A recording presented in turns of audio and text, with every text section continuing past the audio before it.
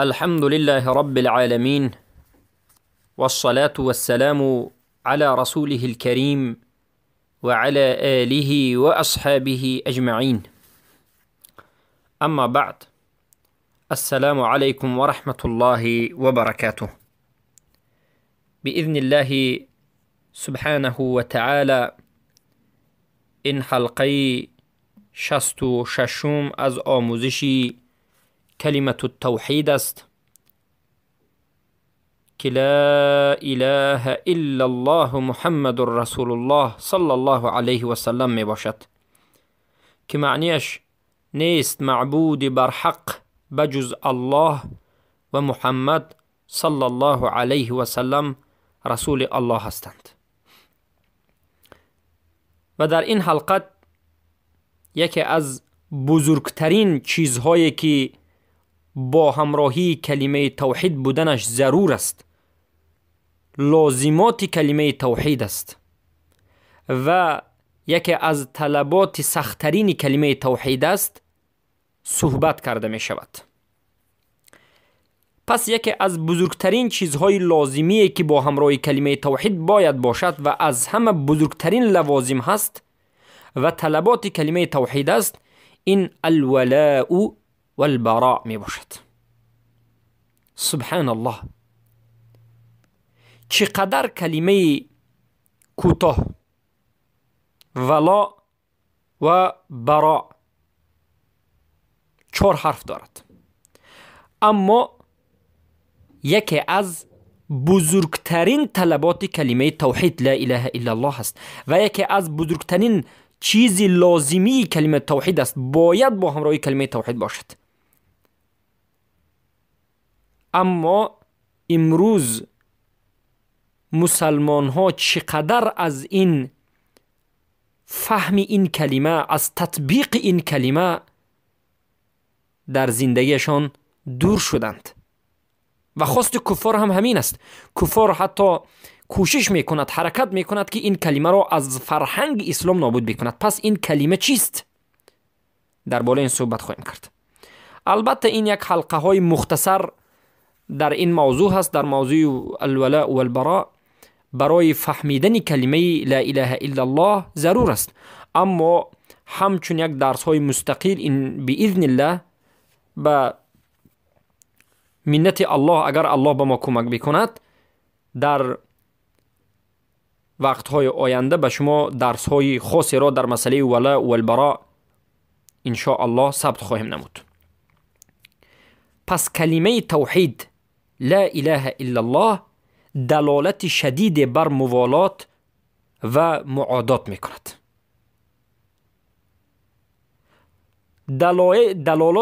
دلالت های سیگانه، دلالت مطابقه، دلالت تضمن، دلالت تلازم، از هر سه جهت هم به ما دلالت می کند که لا اله الا الله یکی از شدیدترین طلبات و مقتضای لوازماتش این الولاء والبراء است. پس الولاء والبراء چی معنی دارد؟ موالات، دوستی کردن با موحدین، با اهل توحید، که 2 رکن دارد. رکن اولش به دل دوست داشتن، به قلب دوست داشتن موحدین اهل توحید، و به جسم و ظاهرا دوستی ظاهری کردن با نصرت دادن مؤمنان موحدان، با کمک کردنشون.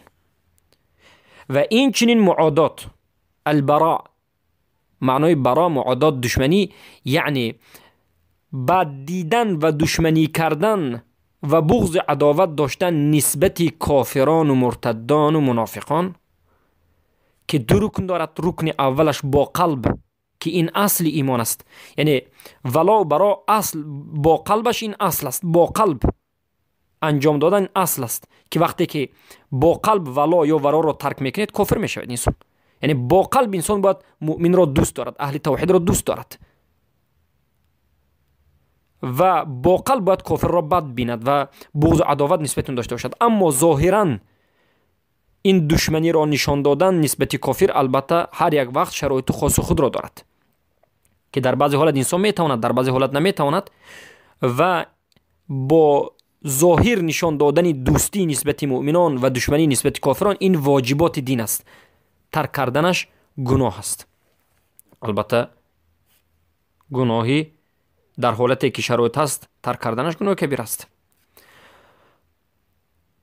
الله سبحانه و تعالی در سوره مجادله آیت 22 ذکر می کند و برا را، اصل برا را به من و شما می فهماند و می گوید اعوذ بالله من الشیطان الرجیم لا تجد قوما يؤمنون بالله واليوم الآخر يوادون من حاد الله ورسوله ولو كانوا آباءهم أو أبناءهم أو إخوانهم أو عشيرتهم. مؤمن را پیدا نمی کنی، لا تجد قوما، یگان قومی را پیدا نمی کنی که ایمان به الله آورده باشند و بر روز قیامت ایمان آورده باشند اما دوست بگیرند اون کسی را که دشمن الله است و رسول است. یعنی کسی که مؤمن هست، کسی که ایمان به الله و بر روز قیامت آورده است، ناممکن است که دشمن الله را دوست خود بگیرد، دشمن رسول الله را دوست خود بگیرد، گرچند که نزدیکترین خیشش باشد، نزدیکترین اقرباش باشد، پدرش باشد یا که فرزندش باشد یا که برادرش باشد یا که خیش و تبار نزدیکش باشد. مؤمن کسی است که ایمان آورده به الله، کسی است به روز قیامت ایمان آورده، کسی است که دشمن الله را بد می‌بیند و هیچگاه دوست نمی‌دارد، دشمن رسول الله و دین را بد می‌بیند و بغض و عداوت دارد قلباً و ظاهراً و هیچگاه دوست نمی‌گیرد، گرچند که این پدرش باشد یا پسرش باشد یا برادر و خیش و تبارش باشد. از قصه صحابگان شاگردان رسول اکرم صلی الله علیه و سلم به ما معلوم است. این آیت سبب نزولش همین است. وقتی که یکی از صحابگان در جنگ بدر در پیش رویش پدرش را دید، پدرش از طرف مشرکان آمد، خودش از طرف رسول الله صلی الله علیه و سلم. پدرش از همه جا فقط بروی فرزندش ایستاد، گفت با من می جنگی. فرزند گفت پدر به یک طرف است، من با دیگر انسان ها میخوام بجنگم. این چنین تکرار شد. صحابه را پدرش نگذاشت که جنگ بکند، گفت همیشه من در روی تو ام، من مشرکم، از طرف مشرکام. صحابه سری پدرش را زد. مشرک بود، باکی ندارد. اما کسانی که پدران خود را طاغوت گرفتند، مادران طاغوت گرفتند، امروز زیادند. بعضی انسان ها طاغوتشان، الهشان، معبودشان پدر و مادرشان است. البته این ناممکن است و این نادرست است و این شرک است. از حدش وقتی که گذشتید، از حد حدود و سرحد احترام و حرمت و اطاعت گذشتید، این طاغوت است و اله شما شده است. پس پدر و مادر همیشه عزیزند، همیشه احترام باید کرده شوند. اما در حالتی که شما را به کفر و به معصیت و گناه دعوت میکنند باید نااطاعتی کرد. در این حالت باید رد کرد. چه که الله میگه و این جاهداک علی ان تشرک بی ما لیس لک به علم فلا تطعهما و صاحبهما فی الدنیا معروفه. و این چنین فرزند، گرچند که فرزند باشد، گرچند که فرزند شما دشمنی الله و رسول باشد، شما باید ترکش بکنید، گرچند که فرزند باشد. ما از الله میطلبیم که الله سبحانه و تعالی فرزند هر یکی من و شما را موحد و نصرت دهنده دین خودش بکند و از ذریه فرزند ما و از ما ذریه های صالح و صالحه را به دنیا بیارد که همهشان اطاعت کنندگان الله سبحانه و تعالی باشد. ربنا هب لنا من ازواجنا و ذریاتنا قرة اعین واجعلنا للمتقین اماما. قرة اعین در اینجا یعنی زن و فرزندان اطاعتکار را الله سبحانه و تعالی به ما نصیب کن. و گرچند که برادر باشد یا که خویش تبار باشد، ایمان انسانی که مؤمن است، موحد است، ایمان به الله روز قیامت آورده است، دشمن الله و رسولش را همیشه دشمن میگد، گرچند که این پدرش یا فرزندش یا برادر و یا خویش تبارش باشد. و این چنین الله سبحانه و تعالی در سوره مائده آیه 80 و 81 ذکر میکند. میگوید ترى كثيرا منهم يتولون الذين كفروا لبئس ما قدمت لهم أنفسهم أن سخط الله عليهم وفي العذاب هم خالدون ولو كانوا يؤمنون بالله والنبي وما أنزل إليه ما اتخذوهم أولياء ولكن كثيرا منهم فاسقون. بسیاری اونها را میبینی که دوست میگیرند، یتولون، دوست میگیرند، دوستی میکنند به آنانی که کافر شدند. یعنی بسیاری کسانی که خود را مسلمان مؤمن میگویند میبینی که به کسانی که کافر هستند دوستی میکنند، ولا میکنند، محبت میکنند. لبئس ما قدمت لهم انفسهم، چقدر کاری بدی که نفسهایشان این عمل را انجام میدهد. ان سخط الله علیهم، تو اینکه الله سبحانه و تعالی به سبب همین کارشون از الله سبحانه و تعالی از اونها چه میکند؟ ناراضی میگردد. و به سبب همین دوستداری کافرشون، به سبب اینکه کافر را ولا کرده اند، دوستی گرفتند، تولا کردند، به عذاب خالدون ابدالابد باقی میمانند. ولو كانوا يؤمنون بالله، و اگر آنها حقیقتا ایمان به الله می آوردند و به نبی رسول الله می آوردند و آن چیزی که به رسول الله صلی الله علیه و آله نازل شده است قرآن ایمان می آوردند، متخذوهم اولیاء، هیچگاه کافران را دوست خود قرار نمی گرفتند. ولیکن بسیاری از آنها فاسقانند، سرکشانند، اطاعت نکنندگانند. پس الله سبحانه و تعالی در این آیت آشکارا به من و شما خبر داده است که اگر در حقیقت ایمان به الله می آوردند، یعنی یؤمنون بالله، ایمان به الله آورده بودند، یا که به رسول الله ایمان می آوردند، یا که به قرآن ایمان می آوردند، این عمل را انجام نمی دادند. کدام عمل را؟ یعنی کافران را دوست خود قرار نمی دادند، کافران را اولیاء نمی گرفتند. پس این شد دلالت کرد، این آیت دلالت واضح کرد، صریح کرد، قاطع کرد که کسانی که کافران را دوست میگیرند، نصرتشون میدن، اونها خودشون کافرانند. چه خیلی که الله سبحانه و تعالی خودش خبر داد و به من و شما بیان کرد و گفت یا ایها الذین آمنو لا، یا که در دیگر آیات اول میگیم که الله سبحانه و تعالی گفت لا تتخذوا اليهود والنصارى اولیاء بعضهم اولیاء بعض. ای اونانی که ایمان آوردید، یهود و نصارا را دوست خود قرار ندهید. و من یتولهم منکم فانه منهم، هر کسی که از شما ای مسلمان ها یهود و نصارا و کافران را عموما دوست خود قرار گرفت، به آنها دوستی کرد، داند که این هم از جمله همون هاست، این هم مثل همونها کافر است. الله سبحانه و تعالی در آیت دیگر بیان کرد و گفت والله اعلم، در سوره آل عمران گفت لا يتخذ المؤمنون الكافرين أولياء من دون المؤمنين ومن يفعل ذلك فليس من الله في شيء إلا أن تتقوا منه تقاه. مؤمنان کافران را ولی خود قرار ندهند. پس این آیت‌ها آشکار، واضح، دلالتی صریح می کند که برای مؤمن حرام است که کافر را دوست خود قرار بدهد. اگر به قلب دوست خود قرار بدهد، این شده است؟ خودش کافر شده است. و اگر ظاهرا انجام بدهد، در بعض حالت ها اگر ندانسته باشد باقی نیست، اما بعد از دانستن و فهمیدن انجام بدهد کافر است. و اگر به بالای کافر با کافر دوستی بکند و به کافر پول و مال و مبلغ بدهد، کافر را نصرت دهد تا که دیگر مسلمان ها کشته شود، این هم خودش کافر است. و این در شکننده اسلام ذکر شده است. در شکننده اسلام که شیخ الاسلام ابن تیمیه به اجماع نقل میکنند مظاهرة المشرکین او معاونتهم علی المسلمین، کمک کردن کافرها و یاری کردنشان و دوست گرفتنشان بر ضد مسلمان ها. البته امروز مسلمان هایی هستند که خود را مسلمان میگویند و میلیاردها پول میدهند به کافرها تا که کافرها دیگر مسلمان های اهل توحید را به قتل رسانند. اینها خود کافرند. پس از ابن عباس رضی الله عنهما روایت است که امام طبری رواه طبری است، طبری روایت میکنند که میگن من احب فی الله و ابغض فی الله و والی فی الله و عادی فی الله فانما تنال ولایت الله بذلك. هر کسی که به خاطر الله دوست بدارد و بد بیند به خاطر الله، بغضش به خاطر الله باشد، دوستداریش به خاطر الله باشد، دشمنیش به خاطر الله باشد، به تحقیق به همین عملهایش به درجه ولایت الله، دوستداری الله حقیقی رسیده است.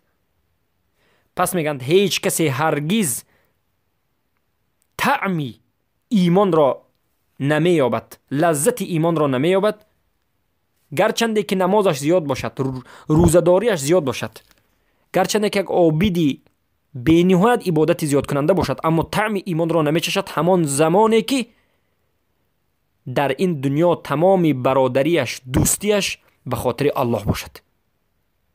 سبحان الله. پس ببینید که تمام لذت و کیفیت عبادت در الولاء والبراء وجود دارد. امام شیخ محمد ابن عبدالوهاب رحمه الله مجددین میگند ولا يصح لمؤمن دين إلا بموالاة أهل التوحيد ومعاداة أهل الضلال وبغضهم والبراءة منهم كما تبرأ إبراهيم والذين معه من الكفار وكما تبرأ نبينا محمد صلى الله عليه وسلم وصحبه من كفار قريش. وهذه هي موالاة للمؤمنين والمعاداة للمشركين التي في أصل عرى الإيمان وأوثقها. در درر الثانیه آمده از مجله دوم صفحه 95 که شیخ محمد الوهاب در بعضی از رساله‌هاشون آمده است که میگویند پس صحیح نمی شود برای مؤمن دینش، یعنی دین یک مؤمن صحیح درست نمی شود مگرم با دوستداری موالات اهل توحید. دین مؤمن درست نیست تا همان زمانی که اهل توحید را دوست ندارد و دشمنی بکند به اهل ضلال و بد ببیند و بغض و عداوت داشته باشد نسبت اهل ضلال و کفار و براءت بجوید از اهل کفر و ضلال. پس دین من و شما کی صحیح می شود؟ همان زمانی که اهل توحید را دوست بداریم، اهل کفر را بد بینیم، بغض و عداوت داشته باشیم. چگونه که ابراهیم علیه السلام و آنانی که با همراهی ابراهیم بودند بیزاری جستند، تبرع کردند، یعنی برا را اجرا کردند نسبت این قومشون که کفار بودند، و چگونه که رسول اکرم صلی الله علیه وسلم نبیمون براءت اعلان کردند و صحابگانشان براءت اعلان کردند از اون کافرانی که کفار قریش در مکه بودند. و انمین موالات است برای مؤمنین و معادات دشمنی کردن نسبت مشرکین است که این اصل کلمه لا اله الا الله است، اصل ایمان و اصل کلمه لا اله الا الله است. پس ببینید این چقدر موضوع بزرگ است. پس ایمانی که صحیح است همان کسی که نسبت اهل توحید ولا دارد، همان کسی که نسبت اهل کفر و ضلال براءت دارد. هر کسی که ایمان دارد، کلمه لا اله الا الله دارد، اما ولا اهل توحید را بد میبیند، این کافر است. اما ولایش از اهل کفر تبرع نجسته است، بس که ولا دارد، این هم کفر است، و کفر واقعش است، کافر است. سبحان الله. و این معنای سخنی شیخ محمد بن عبدالوهاب و همین معنای سوره ممتحنه آیه 4 است که الله سبحانه و تعالی میگه ولقد کان لکم اسوة حسنة في ابراهیم والذین معه اذ قالوا لقومهم انا براء منكم ومما تعبدون من دون الله كفرنا بكم وبدا بيننا وبينكم العداوة والبغضاء حتى تؤمنوا بالله وحده. الله میگه به تحقیق برای شما یک الگوی نیکوست ابراهیم و اون کسانی که با همراهی ابراهیم هستند. یعنی ابراهیم و همراهان ابراهیم برای ما مسلمان ها الگو و نمونه خوب است. زمانی که ابراهیم و قومشان زمانی که ابراهیم و پیروان ابراهیم به قوم کفار خودشان گفتند ما از شما بیزاریم و از آن چیزی که غیر الله میپرستید بیزاریم، ما به شما کفر ورزیدیم، شما را ترک میکنیم و بین ما و شما ای قوم کفار دشمنی و عداوت باقی میماند ابدالابد تا همون زمانی که به الله ایمان بیاورید. ابن تیمیه رحمه الله میگویند ان الایمان بالله و بالنبی صلی الله علیه وسلم و ما انزل الیه یقتضی عدم ولایت الكفار فثبوت موالاتهم یوجب عدم الایمان لأن عدم اللزام يقتضي عدم الملزوم. عدم اللزام أو اللازم، عدم اللازم يقتضي عدم الملزوم. ببینید ابن تیمیه میگن رحمه الله البته ایمان به الله و ایمان به نبی محمد صلی الله علیه و سلم و ایمان آوردن به آن چیزی که به محمد صلی الله علیه و سلم نازل شده، یعنی ایمان به قرآن، از ما طلب می نماید که ما به کافرها دوستی نداشته باشیم، ولایت نسبت کافرها نداشته باشیم. پس ثابت شدن دوستیمان با کافران، یعنی زمانی که دوست بودن ما با کافران ثابت می شود، واجب می کند، این چیز لازم می شمارد که ایمان از ما برود. یعنی زمانی که ثابت شد که یک مؤمن به یک کافر دوستی کرد، موالات کرد، همان زمان لازم می شود که ایمان از آدم، از این انسان مؤمن نابود شود. زیرا که یک نابود شدن چیزی لازم طلب می نمود که چیزی ملزوم هم نابود بشد. ابن القیم الجوزی در کتاب نونیه خود که در اون چندین هزار بیت ها را ذکر نمودند که آخری هر بیت با حرف ان تمام شده است، با حرف نون تمام شده است، برای همین این کتابشان را نونیه میگند. هر آخری بیت با حرف نون تمام شده است. میگویند اتحب اعداء الحبیب و تدعی حبا له ما ذاك في الامكان وكذا تعادي جاهدا احبابه اين المحبة يا اخ الشيطان شرط المحبة ان توافق من تحب على محبته بلا نقصان. آیا دوست می‌داری دشمنانی حبیبت محمد صلی الله علیه و سلم را و دعوا میکنی حب محمد صلی الله علیه و سلم را؟ و این ناممکن است. و این چنین دشمنی میکنی، دیده و دانسته دشمنی میکنی به کسانی که دوستداری رسول الله هستند، به اهل توحید، پس در کجا است محبت تو ای برادر شیطان؟ شرط محبت این است که موافقت بکنی به کسی که دوست میداری علی محبته بلا نقصانی، بر محبتش به یگان نقصان. پس ولا و برا این رکنی کلمه توحید، اصل کلمه توحید و اصل ایمان است. بارک الله فیکم. و البته الولاء والبراء بر دو رکن قائم هست. رکن یعنی دو چیزی که از الولاء والبراء نابود شدنش، جدا شدنش ناممکن است. ما فرق رکن و فرق شرط را در حلقه گذشته بیان کردیم. رکن یک چیزی که از خود چیز جدا نمی شود، یعنی رکن نماز، خودی نماز از نماز جدا کردنش ممکن نیست. شرط نماز مثلا چیزهایی که بیرون از نماز، جدا از نماز. پس الولاء والبراء هر دویش دو رکنی دارد. الولاء بر دو رکن قائم است. یکمش محبت درونی، محبت باطنی. دویم رکنش نصرت دادن و کمک نمودن، یعنی این را میگن موالات فعلی ظاهری، موالات فعلی ظاهری. و این چنین البراء بر دو رکن قائم است. رکن اول بغض و عداوت درونی و باطنی و دشمنی فعلی ظاهری. پس ولا و البراء پره نمی شود مگرم به هر دوی رکنش، هر دوی رکنش باید به وجود بیاد، در همون زمان پره می شود، ظاهر و باطن.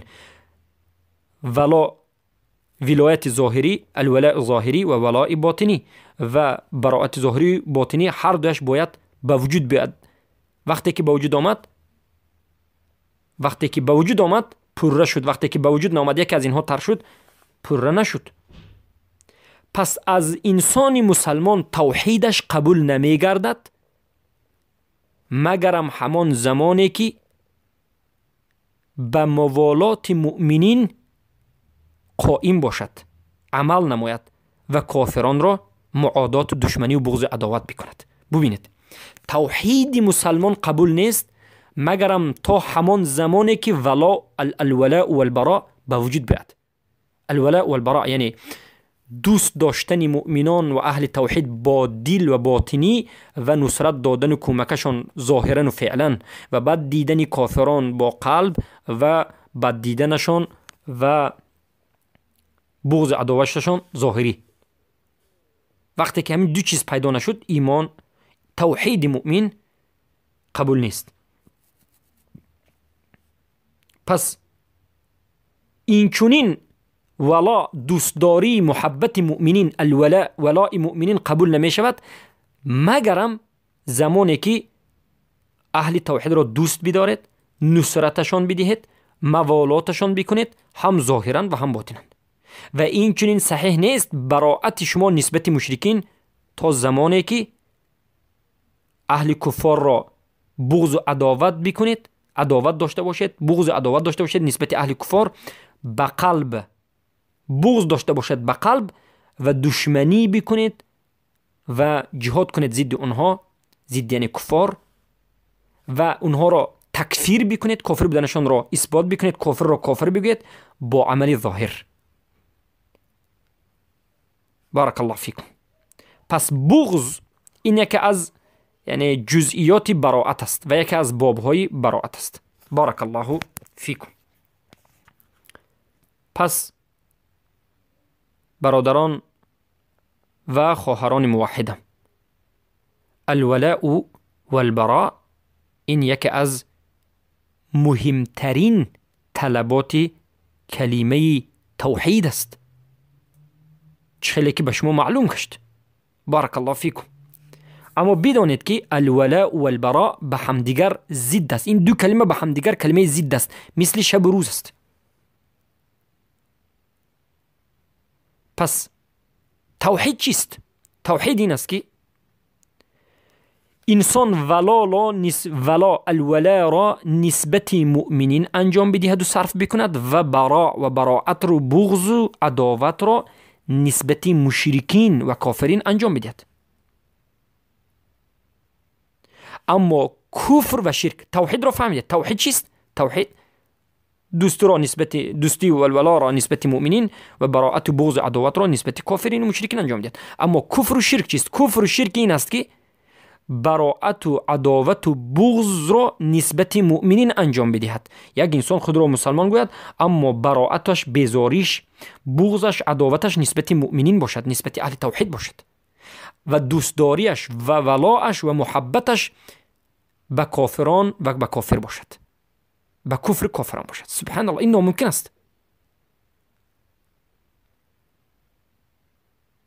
پس از همین جا به من شما بیان می شود علاقه بغض تعبدی و بغض شرکی کفری، کفر البغض بالولاء والبراء. بارک الله فیکم. یعنی کفر بغضی که انجام دادنش ضرور است، بغضی که این بغض عبادت است، دشمنی که دشمنی عبادت است، عداوتی که عداوت عبادت است، این نسبت مشرکین و کفار است و این عبادت است. و بغضی که کفر است، دشمنی که کفر است، عداوتی که کفر است و شرک است، این عداوت نسبت مؤمنین و موحدین است. یعنی وقتی که دشمنی، بغض، عداوت نسبت موحدین باشد، این کفر و شرک است. اما وقتی که بغض و عداوت و دشمنی نسبت مشرکین و کافرین باشد، این البته خوب است و افضل است و بهترین است. و ما یک قاعده رو به شما ذکر میکنیم. قاعده این است که علما میگند ان من تجب محبته تجب موالاته و نصرته و من یجب بغضه یجب معاداته. البته هر کسی که محبتش واجب شده باشد، موالات همین، دوستداری همین، نصرت همین هم واجب است. و هر کسی که بعد دیدنش واجب شده باشد، دشمنیش هم واجب است. بالمثال یتضح المقال. با مثال آوردن این مقالمان را ما واضح میکنیم. یعنی الله سبحانه و تعالی دوست داشتن مؤمنان را به ما واجب کرد. وقتی که دوست داشتن مؤمنان به ما واجب باشد، موالاتشان و نصرتشان هم واجب است. و الله به ما بد دیدن و بغض و عداوت کافران را واجب کرد. پس دشمنی کردن اونها را هم واجب است. و مقابل این قاعده دیگر است، مفهوم مخالفه اگر نظر کنیم: و من تجب محبته یحرم بغضه و معادته و من یجب بغضه یحرم حبه و موالاته. یعنی هر کسی که محبتش واجب شد، بغض و عداوت کردن نسبتش حرام است. یعنی مؤمن که الله امر کرد که دوستش بدارید، دوست داشتن مؤمن که واجب است، پس بعد دیدنش، بغض و عداوتش حرام است. و هر کسی که بغضش واجب شد، یعنی بعد دیدنش واجب شد، الله بعد دیدنش رو به موجب کرد، دوست داشتنش و موالات گرفتنش حرام است، به مانند کافرها. بارک الله فیکم. پس با همین این حلقه را به پایان میرسونیم و باذن الله در حلقه آینده بعض دیگر از مسائلی که تعلق به الولاء و البراء هست به شما بیان خواهیم کرد که این همه مسائل تعلق به شرطی